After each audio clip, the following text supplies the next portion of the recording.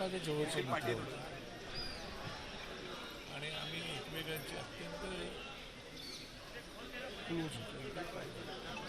नगरसेवक सोबत होतो, आमदार सोबत राहिलो, आणि गृहमंत्री झाले तो गृहमंत्री झाले.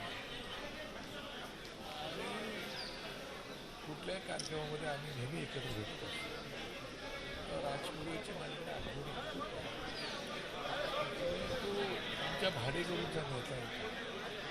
भाडेकरूंसाठी तुझ्या पूर्तीने सभागृहामध्ये बोलायचो आणि आम्ही पण दर्शक त्यासमोर भाडेकरूंची आमची एक लढाऊ आमची संघटना होती.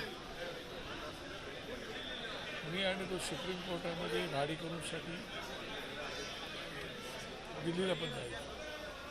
त्यामुळे राजपुरीचं सकाळी समजल्यावर मला एकदम, कारण राजपुरीचं माझ्या बऱ्याच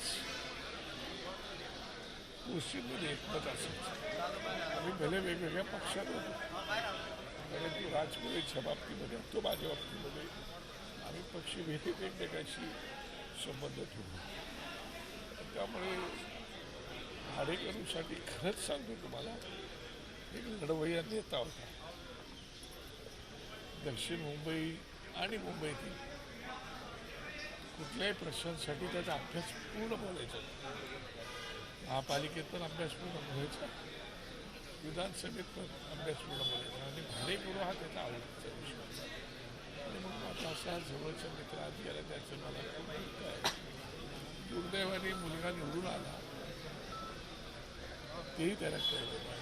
ही सगळी मला आता कळलेली बातमी. म्हणजे त्याला शेवटच्या टप्प्यात त्याला उतरावं लागलं मुलाचं.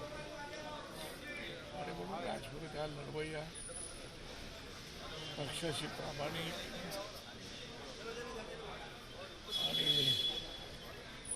लोकांशी तेवढा प्रामाणिक होता. असं माझा मित्र आज गेला, त्याचं मला अत्यंत दुःख आहे. माझ्या पक्षातर्फे, माझ्या कुटुंबातर्फे मी त्याला भावपूर्ण श्रद्धांजली अर्पण करतो. आणि त्याचं पुढचं कार्य, त्याचा मुलगा आकाश नक्की पुढे नेईल अशी मी तुला बाळगतो. त्याला मनापासून शुभेच्छा देतो. भावपूर्ण अर्पण देतो. ओम शांती.